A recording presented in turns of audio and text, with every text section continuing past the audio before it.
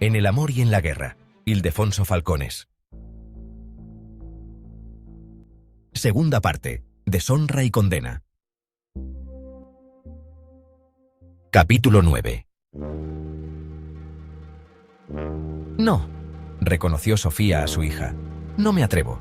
No quiero imaginar cómo reaccionaría tu padre.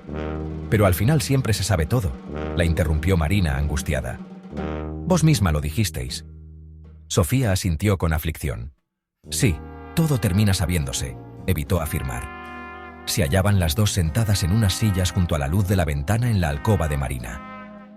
La madre había hecho salir a Cosima, la mujer que, por indicación de Mosén Lluís, acompañaba a la joven en su clausura y vigilaba que cumpliera la penitencia que el franciscano le había impuesto tras su forzada confesión, primero entre sollozos y medio inconsciente, y luego, ya formal, en San Lorenzo Maggiore, reclusión, ayuno, oraciones y lecturas devocionales. Una forma de expiación que Sofía había conseguido que el fraile aceptara temporalmente hasta el día en que la joven ingresase en un convento. La pobre Emilia, después del escándalo, había sido relegada a las cocinas, donde ni Sofía ni nadie de la familia la veía a menudo. El problema radicaba en decidir a qué institución iría Marina. Si se descubría la sodomía de la que había sido acusada, sería imposible que la aceptaran en Santa Chiara, allí donde profesaban las hijas de los nobles que entregaban su vida a Dios. Su destino sería el convento de Santa María Magdalena o el de Santa María Egiciaca, los lugares en los que se refugiaban las prostitutas arrepentidas. No se lo habéis contado, ¿verdad? ¿Con las mujeres públicas? Se aterró Marina el día en que su madre planteó esa posibilidad. ¿Pretendéis que me pase la vida rodeada de rameras infectas? La aversión de su hija hacia el convento para arrepentidas satisfizo a Sofía, en tanto en cuanto allanaba su consentimiento, hasta entonces expresado con tozudez, a ingresar en Santa Chiara. La situación de Marina era crítica. Mosén Lluís, como si de un inquisidor intransigente se tratara, insistía en la comisión del pecado nefando por parte de las dos jóvenes, Marina y Emilia.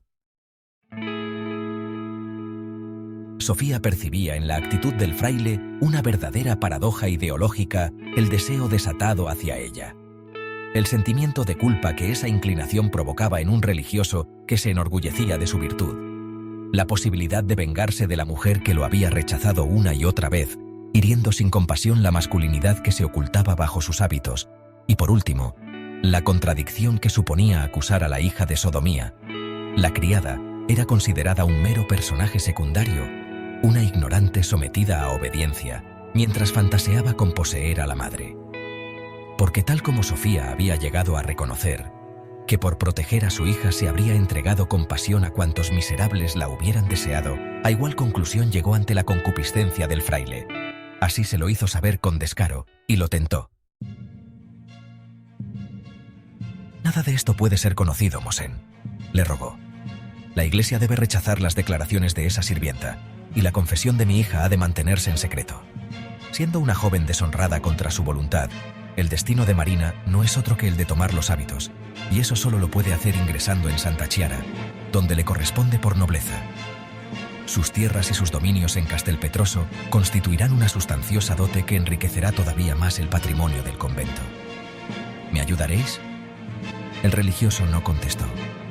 Dilataba la respuesta y exageraba los pecados, como si le exigieran un sacrificio, y aprovechaba para acercarse a ella, y rozarla, y apoyarle la mano en la espalda, acariciando el principio de sus nalgas, o en el brazo hasta sentir el calor de sus pechos. Entonces Sofía percibía en el fraile unas convulsiones de deseo tan imperceptibles como incontrolables, y se zafaba con habilidad de su acoso para no ofenderlo. ¿A qué pecado tan grave os referís?, le planteaba siempre que él mentaba la sodomía. Se trata únicamente de dos jóvenes necias e ingenuas que no sabían lo que hacían. Asumo la culpa. Debería haber educado a mi hija de forma más estricta, pero el fraile insistía, y Sofía hacía lo propio. No es sodomía, Mosén. Son dos mujeres que solo se toqueteaban, no han fornicado, no existe cópula, y ni siquiera han utilizado un falo artificial para simularla. Había escuchado, y hasta intervenido en discusiones acerca del pecado contra natura. Se decía que toda Italia estaba infectada por aquella plaga, en especial Florencia y Venecia, por lo que la cuestión era objeto de enconadas controversias en una Nápoles que, por lo demás, acogía con gozo y asimilaba las tendencias e ideas, con sus luces y sus sombras, provenientes de aquellas ciudades culturalmente más avanzadas. Ese era el objetivo declarado de un rey que acababa de mantener una relación torpe con uno de sus pajes. La Iglesia consideraba pecado contra natura todo aquel comportamiento sexual que no estaba destinado a la reproducción, desde la cópula entre hombres como su máxima expresión, el lesbianismo y la simple masturbación, pasando por todos los tipos imaginables de relaciones que no persiguieran la procreación, como la bestialidad. Las penas para los sodomitas, sin embargo, eran muy diferentes en unos y otros lugares. Mientras en Venecia podían llegar a dictarse duras sentencias, también la de muerte, del mismo modo que en algunas de las múltiples jurisdicciones señoriales napolitanas, en Florencia el asunto se arreglaba con una simple multa. Pero, con independencia de tal lasitud por parte de las autoridades de la señoría, para la Iglesia la sodomía era un pecado peor que la fornicación y que el adulterio, e incluso que el incesto, más todavía que la violación.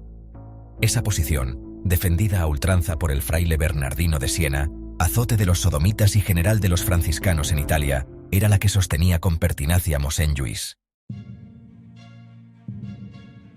Bien sabéis, reiteraba Sofía, que lo que han hecho estas dos jóvenes no es delito, es simple molicie. Señora, esas dos jóvenes buscaban un placer pecaminoso. ¿Qué placer pueden encontrar dos mujeres, Mosén? Las mujeres no gozamos del sexo. Argumentó conforme a la doctrina de la Iglesia, ocultando, sin embargo, el placer que en ocasiones alcanzaba con Arnau.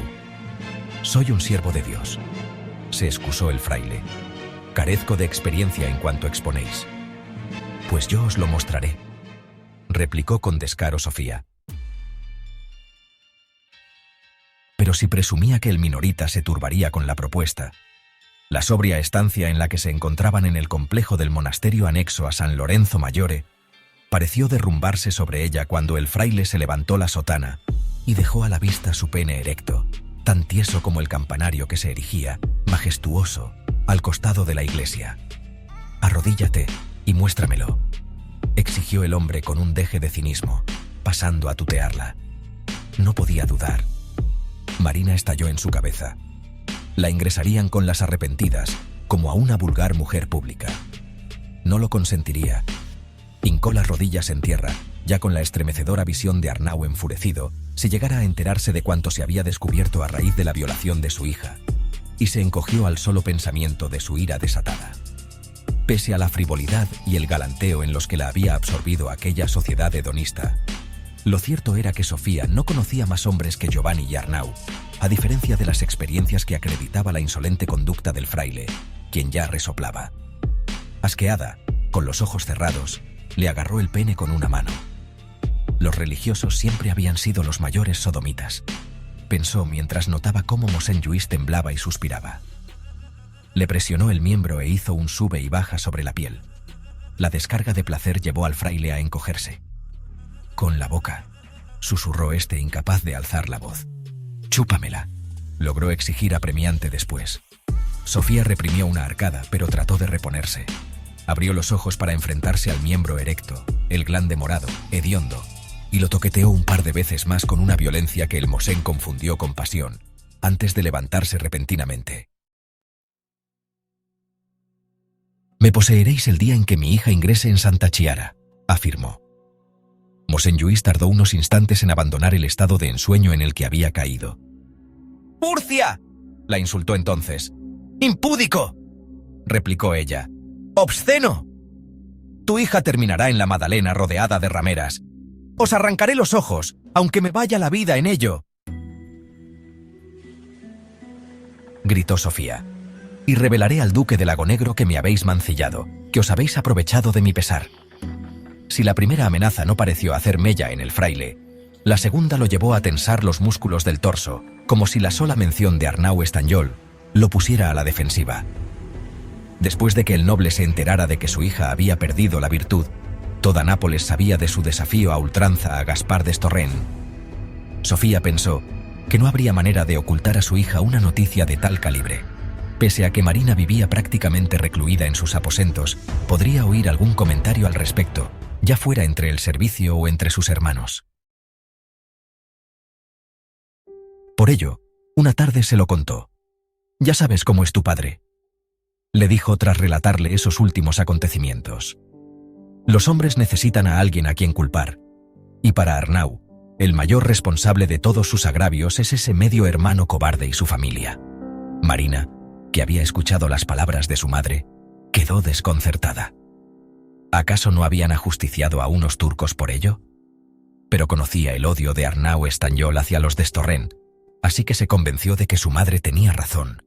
Ese desafío era el fruto de una ira latente que buscaba en quien descargarse, y lamentó, una vez más, haber llevado a su padre a ese estado de cólera y zozobra. Mosén Lluís no quiso imaginar la reacción del duque si Sofía le revelaba que la había obligado a arrodillarse ante él. Así pues, optó por recuperar la hegemonía y frunció el ceño hacia la mujer, que sin embargo aguantó su mirada torva, ambos sopesando sus posibilidades. «¿Cómo sé que cumpliréis vuestra palabra?», cedió al cabo el fraile. «¿Cómo sé yo que lo haríais vos con mi hija y procuraríais su ingreso en Santa Chiara una vez hubierais disfrutado de mí? Los caprichos de los hombres son efímeros». «Porque soy un siervo del Señor», se dispuso a replicar el franciscano. «No, no metáis a Dios en esto», lo interrumpió Sofía. «En este momento solo sois un hombre como muchos otros que me pretenden», añadió señalando con un movimiento de la mano, los dedos ligeramente encogidos, su entrepierna, el pene ya cubierto. «Mosén», continuó con seriedad, «me tenéis a vuestra merced. Sois consciente de que si no cumpliese mi palabra, podríais aducir que habéis conocido de la sodomía con posterioridad al ingreso de Marina, y si no la expulsasen con deshonor siendo solo una novicia, la vida de mi hija en ese convento sería un verdadero infierno. ¿Y si después de que entrase en el convento se lo confesaseis al duque?». «¿Para qué?», exclamó Sofía. «Mi objetivo es el bien de mi hija. De conseguirlo, como así será, no me cabe duda. ¿Qué ganaría revelando a Arnau mi infidelidad? La vergüenza pública, que me repudiase, que me echase de su casa. Sería absurdo». Percibió la duda en aquel hombre resentido con la vida, un recelo que quiso atajar tomándole una mano que llevó a su pecho, donde la mantuvo prieta hasta que la crispación facial del minorita se relajó. «Seré vuestra, no receléis de mi palabra», repitió, a sabiendas de las concesiones que tendría que ir haciendo por el camino.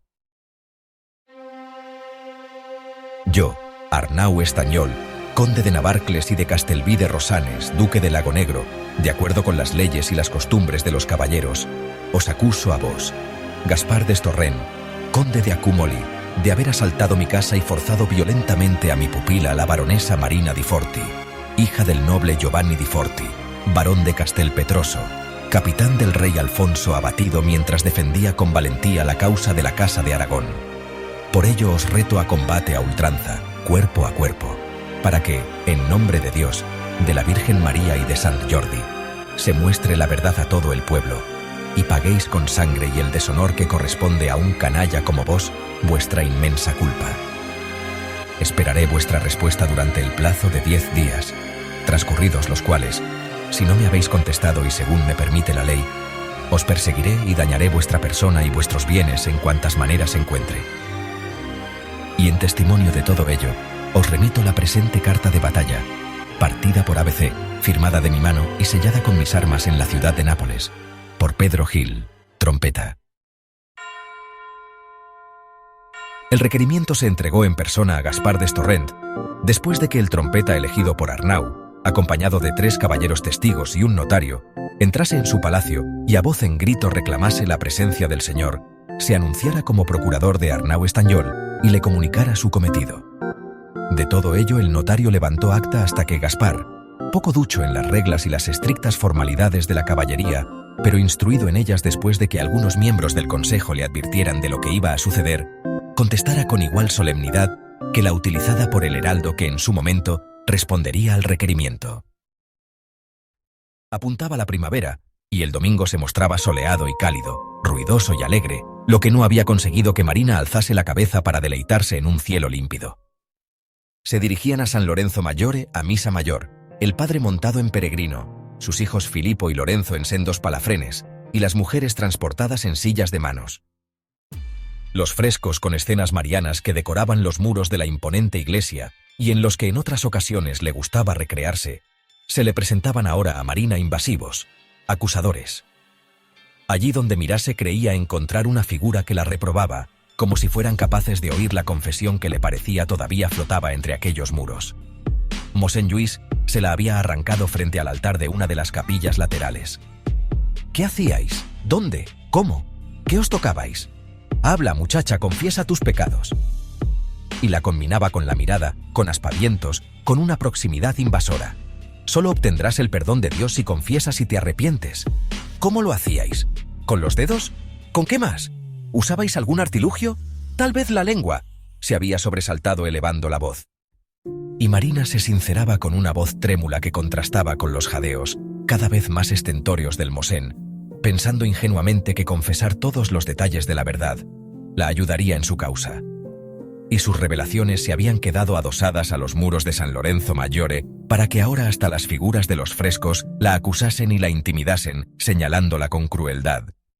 De escaso consuelo le sirvió la actitud altiva y serena de Arnau, hierático a su lado a la espera del inicio de la ceremonia religiosa, como si nada hubiera sucedido. Al otro, su madre, triste en su vestir, después de alejar de sí los colores con los que tanto la complacía engalanarse, y más allá Filippo y Lorenzo. El mayor ya contaba 11 años, y el pequeño, 2 menos. En cualquier caso, los suficientes para asimilar la trascendencia de lo sucedido aquella noche. Las escasas ocasiones en las que Marina se topaba con ellos, siempre ocupados en su aprendizaje, percibía que no sabían cómo comportarse en su presencia, ni cómo afrontar aquellos tiernos sentimientos fraternales que hasta entonces habían regido su convivencia con los rígidos principios que sus preceptores les inculcaban. Y más que probablemente con los comentarios y las burlas crueles que no les habrían ahorrado sus amigos. Marina quiso entender que su silencio y su distancia no eran sino el recurso que sus hermanos adoptaban para no dañarla todavía más. Fuera de la línea de asientos y reclinatorios, pero a su altura, en pie, cuidando de que su espalda no llegara a apoyarse en los frescos, se encontraba Cosima, su carcelera, la misma que al término de una ceremonia que a Marina se le hizo insufrible, y ya de vuelta en el palacio de los Estanyol, trataría de oponerse con determinación a los planes de un Arnau que acababa de superar su insensibilidad ante la voz trémula y las inapreciables convulsiones derivadas de unos sollozos que la muchacha que rezaba a su lado en ese momento pugnaba por reprimir. En esa tesitura, silenciosos, compungidos, regresaron todos al palacio, en cuyo patio se toparon con Paolo, la torta de los domingos en sus manos, una expresión expectante que mudó en contrariada a la vista de su amiga tras descender del palanquín. Igual que toda Nápoles, sabía de la desgracia de Marina, aunque desde entonces no le habían permitido verla. Y ahora, con la joven hundiendo la mirada en el embaldosado del patio, se sintió como si estuviera violando su intimidad. Quiso desaparecer e hizo ademán de dirigirse hacia las cocinas cuando la voz de Arnau lo detuvo. «¡Chico!», gritó, y bajó de peregrino de un salto. A pesar de que Paolo contaba ya 22 años, Arnau seguía tratándolo como al muchacho de 15 que había guiado a los soldados de Aragón a lo largo de los intrincados acueductos subterráneos de la ciudad. «Espera», lo conminó, y Paolo se detuvo. Acto seguido, indicó a su hija. «Ve a pasear con él por los jardines, no», exclamó Cosima. Arnau se volvió para comprobar quién osaba discutir sus decisiones. Fue a decir algo, pero negó con la cabeza y decidió no hacerlo, como si se hubiera tratado de un error. Antes de que Cosima interviniera de nuevo, Sofía se abalanzó hacia ella y la apartó. «¡Id! ¡Ide!», instaba Arnau a Paolo y Marina, ajeno por completo a lo que sucedía a su espalda. Los dos jóvenes cruzaron el patio. Marina arrastrando los pies, Paolo con las manos todavía manchadas de la harina de la torta. La fragancia de las flores y las plantas aromáticas que en aquel recinto amurallado se acumulaba y burbujeaba como pudiera hacerlo el agua hirviendo en el interior de una olla, golpeó a Marina. Un sinfín de sensaciones se amontonaron a las puertas de sus recuerdos clamando por colorear aquella nueva visita. Pero la joven se desplazaba con torpeza, asediada por la culpa, los miedos y, sobre todo, el triste futuro que se le deparaba. Paolo paseaba quizá con mayor dificultad que Marina, puesto que trataba de acompasar sus zancadas al titubeante recorrido de esta. «¿Cómo estás?», se atrevió a preguntarle al cabo de un rato de silencio. La actitud de Marina lo llevó a dudar de que le contestase, y realmente ella no lo hizo. En su lugar, preguntó con voz tenue: «¿Qué se comenta entre la gente, Paolo?». Hacía más de 6 años que se conocían. Habían crecido juntos y compartido experiencias y hasta anhelos. Paolo siempre la había complacido. La idolatraba. Era su diosa. Por eso no quería revelarle las barbaridades que oía en las calles de Nápoles. La desgracia pública de una joven baronesa rica y privilegiada se propagaba con una crueldad sin parangón entre las mujeres del común, tergiversada, aumentada, ridiculizada incluso, siempre azuzada por una envidia atávica hacia los elegidos por la fortuna. Y calló. «¿No vas a contármelo?». No se miraban. Continuaban andando, el uno al lado de la otra. «No», se atrevió a oponerse él. Le costaba mucho no cumplir los deseos de esa joven a la que llevaba años admirando. Incluso ahora, desmejorada como estaba, seguía despertando en el panadero unos sentimientos difíciles de definir. La apreciaba más que a cualquier otra muchacha, la encontraba más bella, más elegante que a ninguna otra, y de alguna manera se sentía atraído por ella. Aunque nunca se había atrevido a decírselo. ¿Quién era él para pretender a alguien como Marina? «Por favor, vivo casi enclaustrada en mi alcoba. Necesito saber qué está sucediendo fuera. Mi madre me ha hablado de la acusación que mi padre ha hecho contra Gaspar de Storrent». Paolo asintió. No quería revelarle cosas que le hicieran daño, así que se limitó a corroborar lo que Marina ya sabía. «Mi padre siempre ve en los de Storrent a los culpables de cualquier desgracia», concluyó Marina. Y se calló que ese hombre, al que hacía años que consideraba su padre, no estaba dándole en esos momentos el apoyo que necesitaba. Tal vez estuviera tan fuera de sí que actuaba como solían hacerlo los guerreros, buscando venganza, cuando lo que ella requería de él no era un duelo ni ver sangre derramada, sino unas palabras que la hicieran sentir que su padre, su héroe, aún la quería. Gabriele Correale, el paje que había ofuscado la conciencia real, falleció a los 19 años en sus dominios de Sorrento. El monarca, compungido, lo acompañó en su tránsito, al pie del lecho, mientras los miembros del consejo y de su servicio personal se establecían en la ciudad y en los alrededores para atender sus necesidades y ocuparse de la gestión de los asuntos del reino. Arnau fue objeto de hospitalidad en casa de Vittore Giginta, un caballero sorrentino con el que había trabado amistad gracias a su gran afición a la caza. Allí trató de inhibirse del ambiente tan fúnebre como impertinente que nació en derredor de la agonía del muchacho y del dolor del rey. Alfonso, en un proceder del que no se tenían precedentes para con un joven al que no se le conocían otros méritos que su cercanía a la persona del monarca, llegó a pronunciar un largo discurso al pie del lecho acerca de la muerte, de la resignación ante un final sobrevenido en una persona sana como Gabriele, del consuelo por ser acogido en compañía de nuestro Señor y del orgullo por entrar a servir al Rey de Reyes. Pero a las cuestiones teológicas se añadieron otras que los presentes pronto se encargaron de transmitir para que se convirtieran en habladurías. En presencia de sus allegados, Alfonso aseguró a un Gabriele moribundo que él cuidaría de su familia, de sus padres, de su hermana, del resto de sus parientes, y muy especialmente de su hermano, al que acogía bajo su protección, prometiéndole que nada les faltaría, ni recursos ni honores. Aunque lo que más comentarios originó fueron las palabras en las que el rey hacía mención de sí mismo y manifestaba a Gabriele la crítica que, dijo, muchos le efectuaban acerca de que había perdido la razón en los últimos tiempos, falta por la que debería arrepentirse el día en el que fuera llamado a presencia de Jesucristo. Él también era un ser mortal, reconoció. Fue el propio rey de Nápoles, de Aragón, Valencia, Mallorca, Sicilia y conde de Barcelona quien compuso el epitafio para el malogrado Gabriele Correale y que sería grabado en su sepulcro, confesando públicamente de manera alegórica que el joven había constituido la mayor parte de la naturaleza del monarca.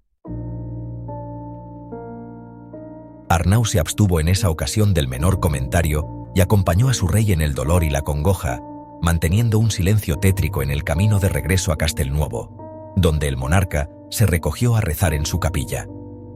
Él, por el contrario, se dirigió a su palacio siguiendo la misma ruta elegida el día en que desembarcó junto a Martí, al que había saludado antes de abandonar la fortaleza. Deseaba discurrir por delante del gran convento de Santa Chiara. La enfermedad de Gabriele le desaconsejó tratar el asunto con el soberano, pero sí lo hizo con el racional, con quien parecía haber llegado a un acuerdo acerca del reparto de las posesiones de Marina, a falta del plácet de Alfonso, que sin duda, le prometió el contador mayor, obtendría. Por otra parte, las gestiones religiosas para el ingreso de Marina estaban bien encaminadas. Mosén Lluís, según Sofía, procuraba con eficacia ante la abadesa, lo que le había valido la gratitud del duque. «Sois muy generoso», le agradeció el fraile a su vez, luego de que Arnau lo llamara a su presencia y le anunciara que acudiera a su mayordomo para formalizar una donación para la orden. De buen cristiano es desprenderse de sus posesiones más queridas para cederlas a los hombres de Dios. Continuó con un cinismo que Arnau no llegó a captar. Estoy seguro de que vuestra magnanimidad llegará mucho más allá de esos dineros. Sí, contad con ello, claro, respondió el otro despreocupadamente, ya distraído en otras cuestiones, y sin siquiera haber llegado a escuchar las últimas palabras del fraile, ni mucho menos percibido la mirada de lujuria hacia Sofía, también presente, con que las acompañó. Cavilaba en el éxito de esa empresa, en la vida de servicio a Dios en la que Marina se refugiaría para superar su desdicha y esconderse de la mirada mezquina y humillante de las gentes, cuando un alboroto que se vislumbraba a las puertas del palacio lo trasladó a la realidad. «¡Claudio!», llamó al criado que iba tras él. «Ve a ver qué sucede». El hombre corrió la distancia que los separaba de la entrada, mientras Arnau lo seguía con parsimonia hasta alcanzar a los congregados, a los que hizo caso omiso e intentó sortear para acceder al palacio. En ese momento la gente se separó y dejó a la vista un cartel clavado en el muro, junto a las puertas. Arnau se detuvo. Claudio, que regresaba ya con el portero, se acercó a Peregrino para dar cuenta a su señor. «Dice», empezó señalando a su acompañante, «que el trompeta, los testigos y el notario de Gaspar d'Estorrent han acudido a contestar a vuestra carta de batalla y como no estabais la han colgado en la entrada». «Tráemela», ordenó Arnau, y espoleó al caballo para que prosiguiera incluso entre la gente. Nada más apearse de Peregrino, leyó para sí: «He recibido de vos carta de batalla en la que me acusáis de haber asaltado vuestra casa y forzado a vuestra pupila. Yo, Gaspar d'Estorrent, conde de Acumoli, os acuso de mentiroso. Vuestra casa no es digna de acoger mi persona ni para ser saqueada. No tengo ningún interés en penetrar en semejante guarida de alimañas. Niego haber forzado a ninguna joven por desesperada que pudiera sentirse al ser vuestra pupila. Entiendo que la justicia del rey se ha ocupado de este asunto, y no voy a ser yo quien discuta las decisiones de los magistrados de nuestro bien amado Alfonso. Por el contrario, vos, Arnau Estanyol, hijo de una mujer nacida del diablo tal como declararon las autoridades eclesiásticas de Barcelona, no habéis hecho más que mentir, engañar, coaccionar, amenazar y violentar personas y voluntades para perjudicar a la distinguida nobleza catalana, entre ellos mis parientes, pilar de nuestro reino, vileza que la historia y alguna espada empuñada en nombre del Sant Jordi, que no deberíais atreveros a mentar, se ocuparán de vengar. No os reconozco nobleza alguna para desafiarme. No sois más que la descendencia diabólica de una estirpe malvada, un fraude que el tiempo se ocupará de revelar al reino entero, todo lo cual he querido decir en la esperanza de que muy pronto vos y los vuestros tengáis el castigo que vuestras malvadas obras merecen, en Nápoles». Arnau arrugó en una de sus manos el pliego y se retiró con paso firme seguido por la mirada de sus criados y la de Marina desde la ventana de su alcoba. «Ni se te ocurra contar nada al panadero», le advirtió Sofía. Marina evitó torcer el gesto ante el desprecio que rezumaba la referencia de su madre hacia Paolo. Sofía había entrado en la alcoba interrumpiendo las interminables y cansinas oraciones que llevaba rezando durante horas junto a Cosima, las dos postradas, ofreciendo a Dios su piedad y el sacrificio de un insoportable dolor en rodillas, piernas y espalda. Para su sorpresa, la carcelera se retiró silenciosamente hasta la ventana, donde simuló interés por lo que sucedía en el patio, que era nada, y con ella allí, Sofía le anunció la llegada del joven. «Hoy no es domingo», alegó Marina extrañada. «Tu padre está empeñado en que Paolo te acompañe a pasear por los jardines. Dice que eso te animará». ¿Y para qué quería ella animarse? Estuvo tentada de replicar. ¿Qué necesidad tenía?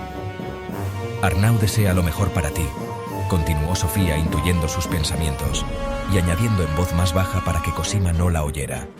«Y lo hace desde el escaso conocimiento que tiene de lo sucedido». Día a día, a golpe de oración y suplicio, el negro de las ropas que la obligaban a vestir como máximo exponente de la tristeza que la asolaba, Marina iba asumiendo el destino que le imponían, máxime cuando la alternativa consistía en ingresar en un convento rodeada de por vida de prostitutas que ni siquiera llegaban a prometer los votos, sino que vivían en él como simples arrepentidas. No parecía haber otra salida a su situación. Siendo que ni Arnau ni su madre admitían que permaneciese en aquella casa, siquiera encarcelada como emparedada, llegó a barajar otras posibilidades. La primera, la más sencilla, refugiarse en sus tierras de Castelpetroso. El rey no lo consentiría, concluyó con certeza. Su violación le impedía el acceso a la vida cortesana, a la simple compañía de sus iguales. Sus bienes podían constituir la dote para el convento. Alfonso, piadoso por excelencia, cristiano de 3 misas al día, nunca se opondría al destino de ese patrimonio en beneficio de la Iglesia, pero con el mismo empeño, tampoco consentiría que una mujer mancillada, soltera, sin posibilidad de engendrar hijos nobles ni continuar el linaje de los Di Forti, rigiese las tierras, dominase a sus feudatarios e impartiese justicia en la baronía que había concedido al padre por sus méritos en la conquista de Nápoles. Excluida esa solución, solo cabía huir, aunque ignoraba a dónde o para qué. En ocasiones olvidaba que la principal preocupación de aquellos que vivían ajenos a la magnificencia distaba mucho de centrarse en las joyas. «¿Comer?», se sorprendió reconociendo. ¿Quién le prepararía la comida? No dispondría de criados. Tendría que esconderse de sus padres y de los alguaciles que la buscarían. Nunca había cocinado, aunque... «¿Y cómo conseguiré la comida? Soy una necia», se insultaba. No tenía... nada. Era... noble, sí, baronesa, también rica, creía, pero todo eso se lo gestionaban administradores y procuradores que rendían cuentas a Arnau y a su madre. A decir verdad, si no era por casualidad, nunca manejaba dinero. Su inexperiencia, su incapacidad, se irguió frente a ella a modo de barrera insalvable. No sabía nada del mundo que se abría más allá de los muros de aquel palacio, y aunque en el pasado había fantaseado con salir a escondidas para recorrer Nápoles, siempre lo hizo pensando en que esas escapadas serían breves y podría volver a la seguridad de su hogar. Quizá ahí habían empezado sus desgracias, pensó con arrepentimiento. Su destino parecía decidido y se dibujaba muy distinto al que había aventurado con sus amigas. Estas denostaban todo aquello que quedaba fuera de sus casas, sus fincas, sus tierras y sus jardines, especulando con las mayores calamidades que podían acaecer a las mujeres que se aventuraban en tales parajes. Aunque compartieran ignorancia, Marina ratificó esa visión apocalíptica en el contenido de aquellos libros paganos cuya lectura tanto la había perjudicado y que en ocasiones mostraban un entorno hostil, miserable y violento. Y ella no sabía hacer otra cosa que disfrutar de una vida regalada. Tal había sido su educación. Además, huir significaría romper toda relación con su familia, no volver a ver a su madre ni a sus hermanos. Tampoco a aquel hombre al que había querido como un padre. La simple idea le provocaba escalofríos.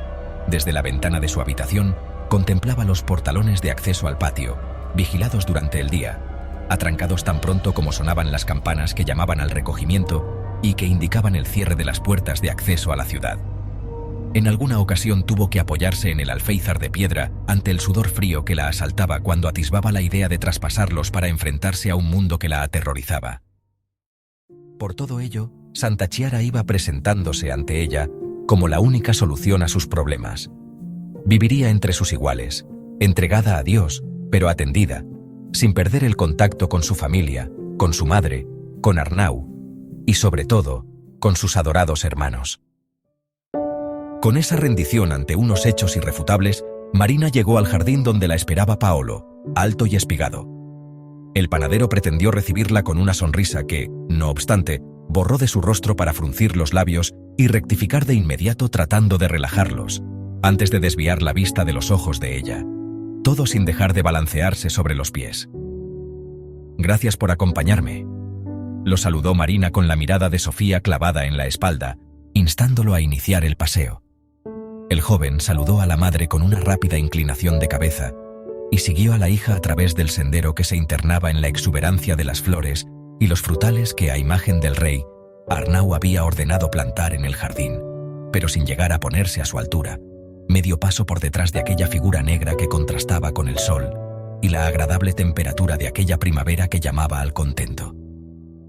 «El duque desea que vengas con mayor asiduidad», había trasladado Sofía a Paolo disimulando sus dudas.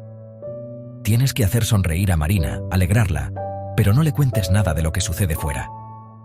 Y si Paolo aceptó esa reserva de buena gana, no sucedió lo mismo con el objetivo de alegrar a Marina, pues lo hizo con escepticismo.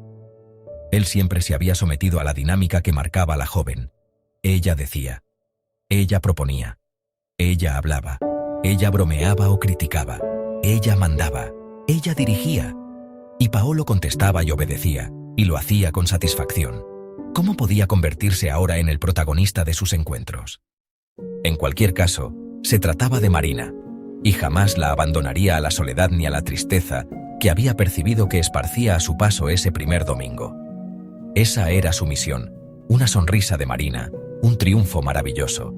Pero si no lo conseguía, se dijo, la acompañaría en el desconsuelo.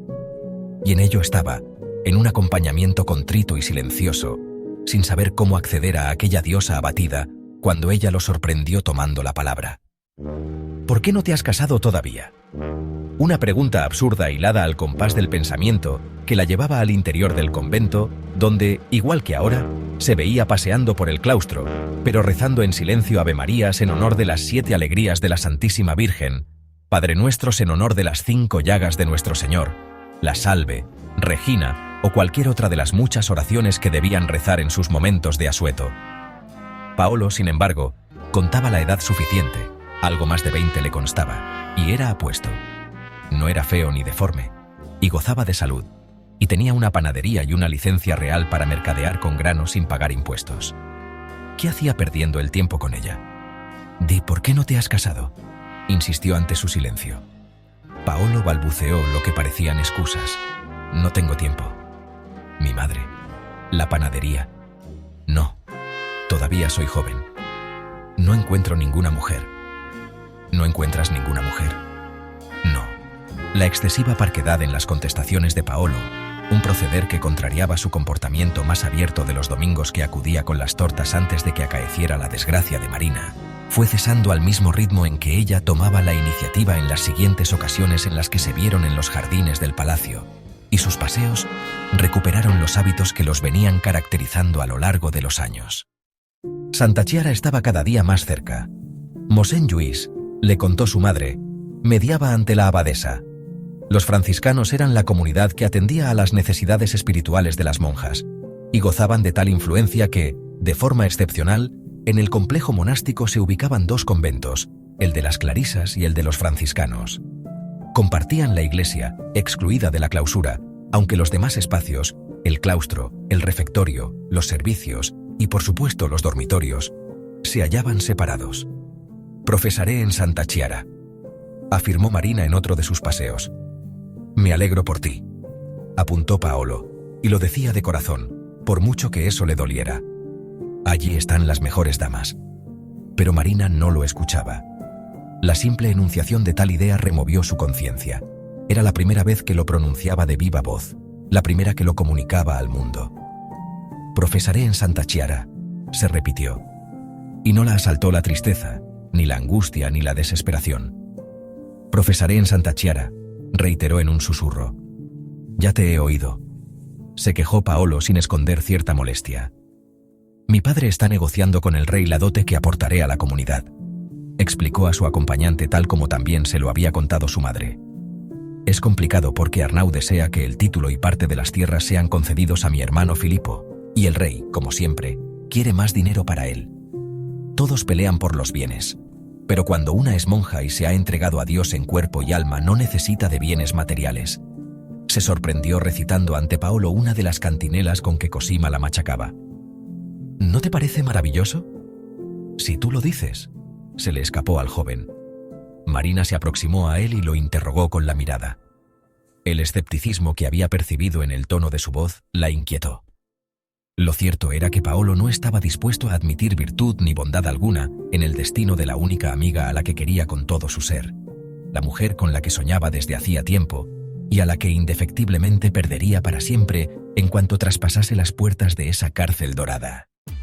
Arnau hizo pública su siguiente carta de batalla, y fue en el lugar más concurrido de Nápoles, el mercato, la plaza en la que los lunes y los viernes se amontonaban multitud de mercaderes para vender sus productos.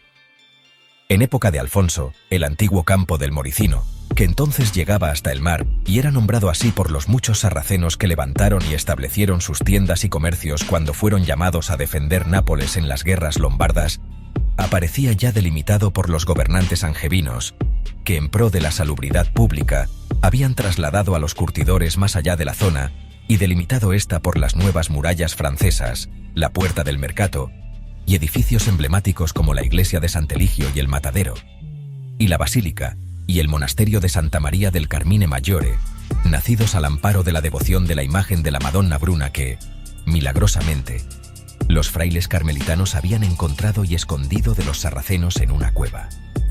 Allí, entre fuentes y centenares de tenderetes y cercados, la muchedumbre y los animales, perros, caballos, mulos, gallinas, pero sobre todo cerdos sueltos que se alimentaban de los desechos, cerca del palacio de Gaspar de Storren, en los dominios del Seggio de Portanova, el trompeta del duque de Lago Negro pregonó una y otra vez la contestación de su señor, para terminar fijando el documento en la entrada del magnífico campanario del Carmine. Cobarde. Esa fue la palabra que más oyó entre el gentío. Cobarde. Y se reían y aplaudían al trompeta. Cobarde. E insultaban a Gaspar. Cobarde por no aceptar el desafío y por mentir. Solo la mano de Dios, que sin duda guiaría la espada del victorioso, esclarecería la razón. Y mientras el vil mercader ennoblecido no aceptase las normas de la caballería, y con ellas, el duelo o la rendición, Arnau perseguiría su persona, sus allegados y sus bienes sin tregua ni descanso. «¡Es mi hija!», gritó a Sofía cuando ésta acudió, una vez más, a pedirle que cejara en su empresa, que Gaspar era mal enemigo, que contaba con mucho apoyo en la corte. «Es la hija de Giovanni», continuó en un tono más amable, «y defenderé su honor por encima de todo. Lo juré ante Dios. Y el rey ha admitido el desafío». Sofía era consciente de que su empeño era imposible después de que Gaspar hubiera removido los orígenes de la madre de Arnau, hija de una religiosa violada en el propio convento. Hija del diablo, llegaron a sentenciar a merced las autoridades religiosas. Arnau había revivido esa mácula que el éxito en la guerra, los honores y los reconocimientos, el tiempo y la distancia parecían haber atenuado. Ahora se mostraba tremendamente irritado. Había llegado a patear a uno de sus queridos perros sin otra razón que no fuera la disputa con su hermanastro. ¿Y si no fue él?, se atrevió a inquirir Sofía. Ya te expresé mis dudas al respecto cuando empezaste con tus sospechas. Eso lo decidirá Dios. Quiso poner fin Arnau a la discusión, y bien sabes que aceptaré su juicio. Gaspar no es contrincante para ti, alegó ella. David tampoco lo era para Goliat, y nuestro Señor guió su mano. Arnau preparó con ahínco y una buena dosis de saña los recursos necesarios para asediar a Gaspar.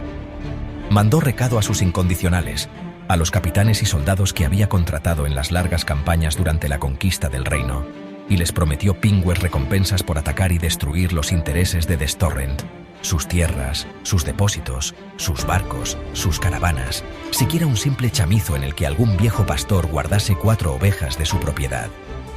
dio orden a su mayordomo para que contratara un buen número de guardias de lealtad probada y se aprovisionara de armas y munición suficiente para convertir su palacio en una fortaleza inexpugnable, en la convicción de que su hermanastro estaría haciendo lo propio. Pero las informaciones que le llegaban eran contradictorias. Gaspar no adoptaba medida de protección alguna. La actitud de su oponente se aclaró en su siguiente carta de batalla, esta proclamada y fijada en las puertas del castillo capuano, residencia de Ferrante y su familia, como si con ello Gaspar quisiera exhibir públicamente el apoyo del duque de Calabria a su causa. Tras insistir en los orígenes diabólicos de Arnau, en el injusto daño originado a los catalanes, y negándole de nuevo la condición de caballero, Gaspar añadió una nueva causa de oposición al desafío los hechos que se referían en la carta de batalla, por la que Arnau lo retaba a un duelo a ultranza, habían sucedido en Nápoles, donde sus habitantes, y más los nobles, gozaban de los muchos privilegios derivados de su ciudadanía. La resolución de los problemas y las rencillas entre nobles eran de estricta competencia de los seggi de la ciudad a través del Tribunal de San Lorenzo. Allí, en Italia, de hecho, no regían las normas de caballería aragonesas. Los seggi, argumentaba la contestación, eran instituciones propias de aquel reino. No existían ni en Aragón ni en Cataluña, donde los caballeros se enfrentaban, herían y hasta se mataban en defensa de su honor. En la ciudad de Nápoles, el honor no lo decidía la sangre, sino el recto juicio de sus iguales. Gaspar se sometía a las leyes y costumbres napolitanas y exhortaba a Arnau a hacer lo propio, aquello a lo que venía obligado por ciudadanía, advirtiéndole de que cualquier ataque a su persona, allegados o intereses sería ilegítimo, propio de un bandido, mientras no constase una resolución de dicho tribunal. Os aconsejo que evitéis cualquier ataque a Destorrent, le conminó Luigi Scarano, juez de la Vicaria, doctor en leyes, conocido de Arnau al que éste recurrió en busca de opinión. Efectivamente, desde antiguo los seggi de Nápoles tienen jurisdicción en los problemas que se plantean entre los nobles. El propio rey Alfonso confirmó ese privilegio en el año 1444.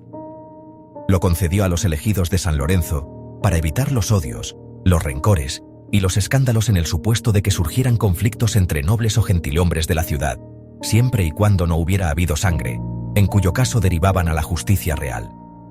Todavía puede haber sangre, lo interrumpió Arnau. Scarano torció el gesto, sentado el uno enfrente del otro, con la escribanía del juez de por medio. Os aprecio, duque, pero preferiríais enfrentaros a un rico mercader como Destorrent en un juicio ante el consejo de Alfonso. Negó con la cabeza, hastiado de repetir los mismos argumentos. Ese mercader compraría a todos los miembros del tribunal. Pagaría lo que fuera por venceros y humillaros. Y sabéis que sus sobornos serían bienvenidos por los consejeros y por el propio rey. Sois un noble con tierras y recursos, pero os arruinaríais, os hablaré claro, vuestra reclamación tampoco se sustenta. Arnau hizo ademán de protestar, pero el juez no se lo permitió. Lo acalló con un gesto de sus manos antes de mostrar las palmas, como si con ello constatase una realidad. Vuestras acusaciones contra Destorrent no provienen más que de una intuición, ni siquiera de una sospecha por indicios. No creo que pudierais demostrar que fue él quien asaltó vuestra casa y forzó. Bueno, en vuestra contra, además, se alza que ya hubo un juicio contra dos canallas que reconocieron su intervención y fueron ejecutados. Lo confesaron bajo tortura. Sí, efectivamente, un procedimiento admitido en derecho, usual en la investigación de los crímenes. ¿Pondríais en duda hasta los fundamentos de nuestra justicia? Los jueces que los condenaron nunca reconocerán que se equivocaron al dar pábulo a las confesiones de esos dos herejes. Bajo tortura, cierto, como siempre se ha hecho.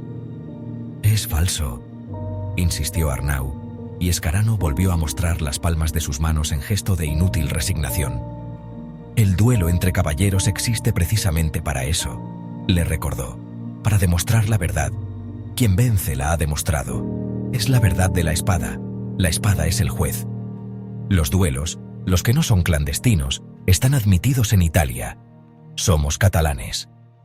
Estáis en Italia, y esos duelos, quizá a diferencia de los procedimientos de vuestra tierra, aquí son verdaderos juicios con demandas y contestaciones en los que el señor al que las partes se someten juzga antes de la batalla.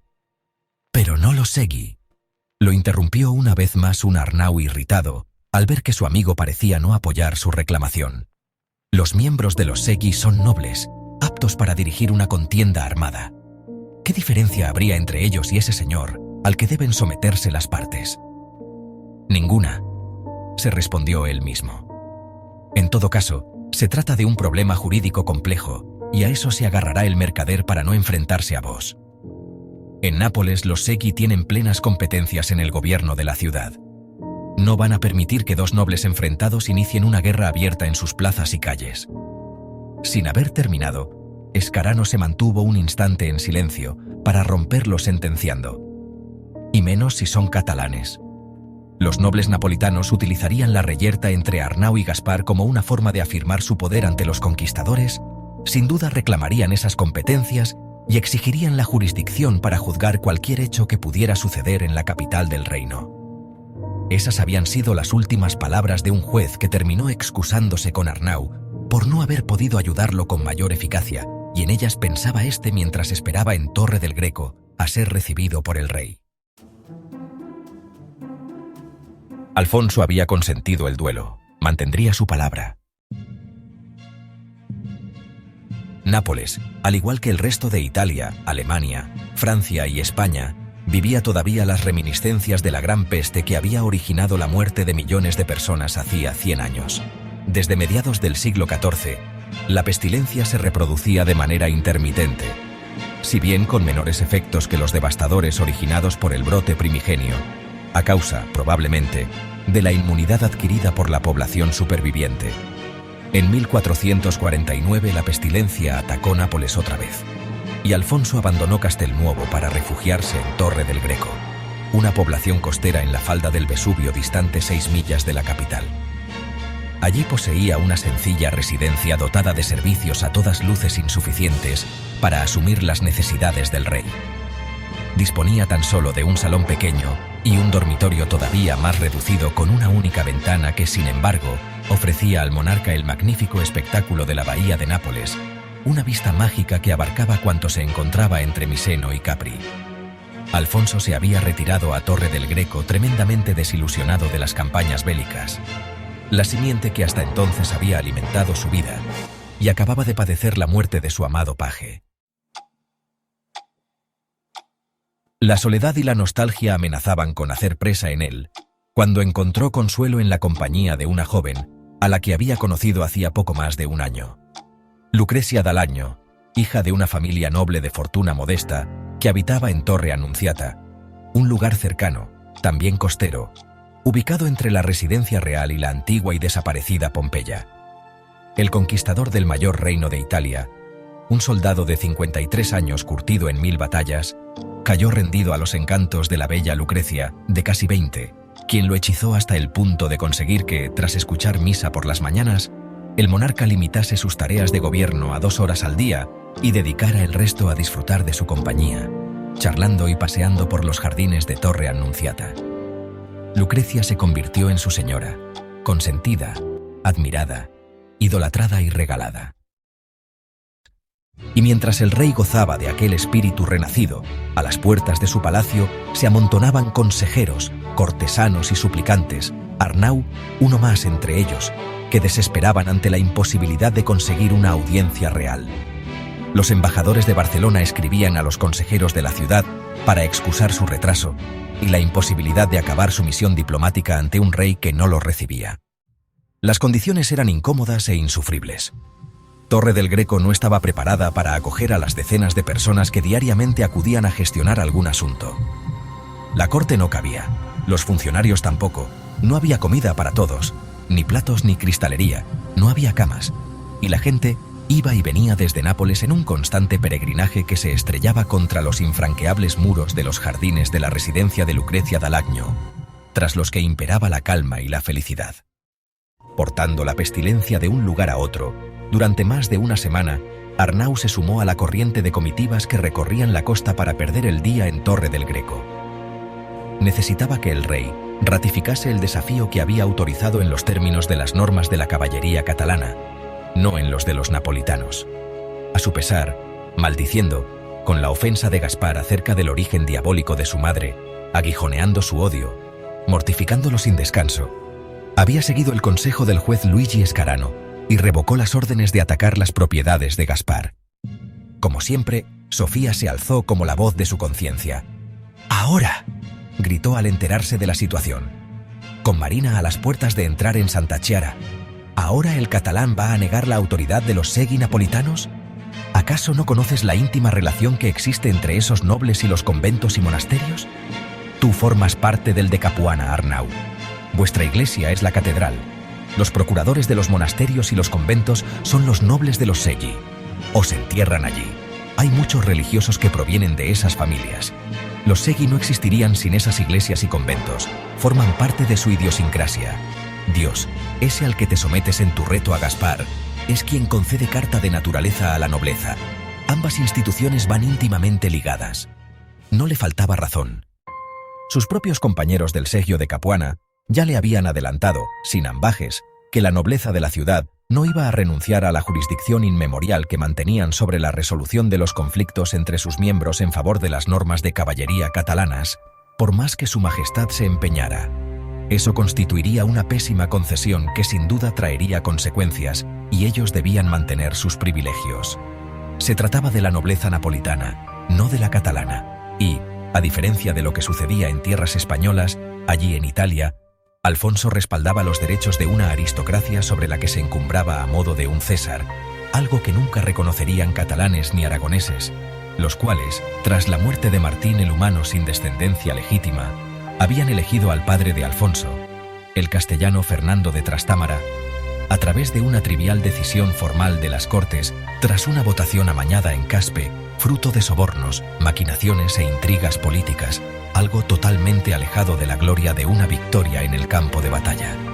Sí, en Nápoles, Alfonso había conquistado el trono por las armas, imponiéndose a cuantos hubieran osado oponérsele. En España, los nobles consideraban que eran ellos quienes habían entronizado a esa nueva dinastía castellana, y no les faltaba razón, una actitud que no soportaba el elegido por Dios para ocupar el sitio perilloso a la mesa de Arturo y hallar el Santo Grial.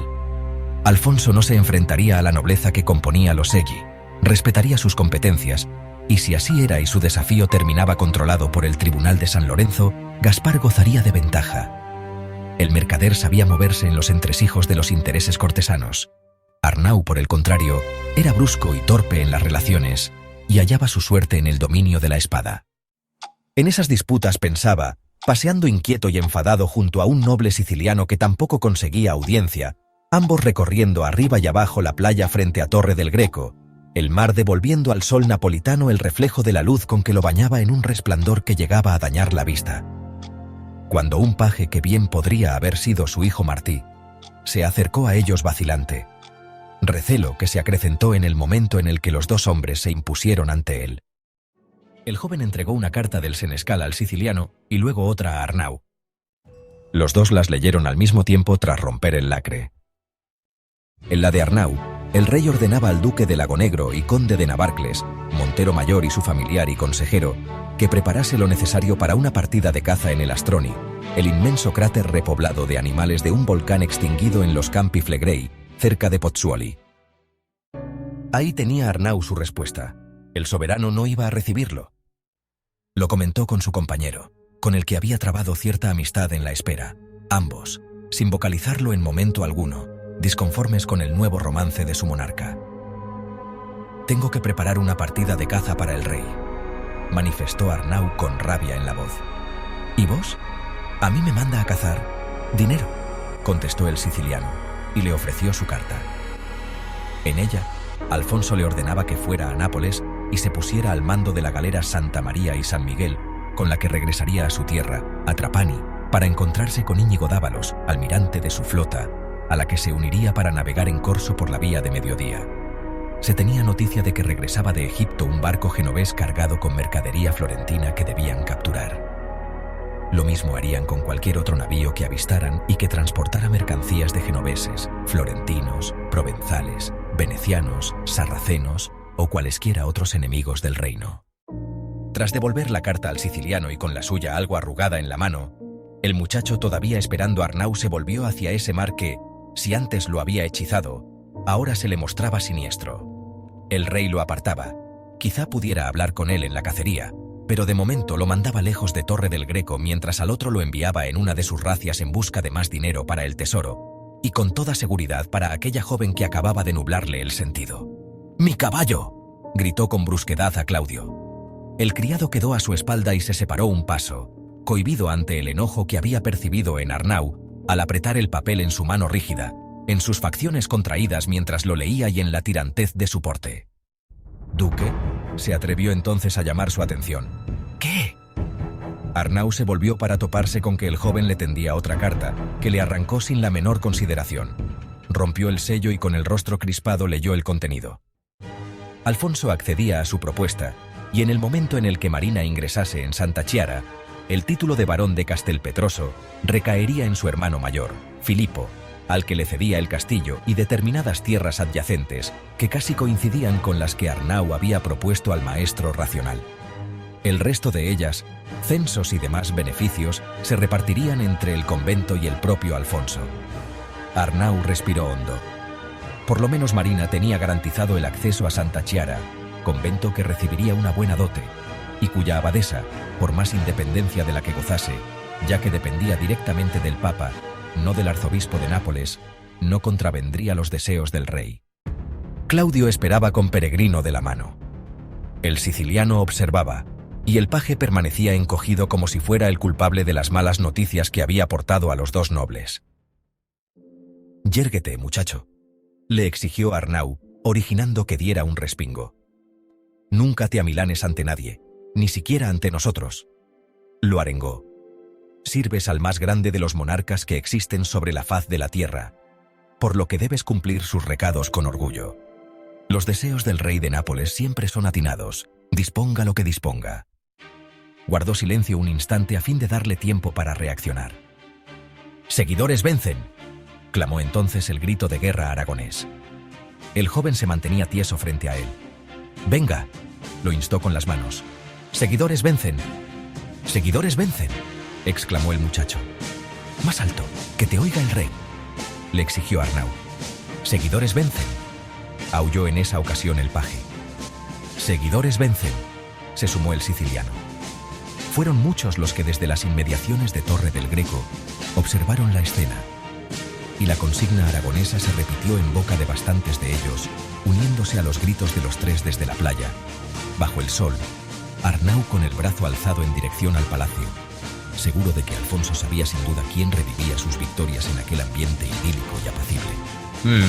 «Algún día la gritarás en un campo de batalla», auguró Arnau al paje antes de encaramarse con agilidad sobre Peregrino, de despedirse del siciliano deseándole fortuna en su empresa y de volver grupas hacia Nápoles.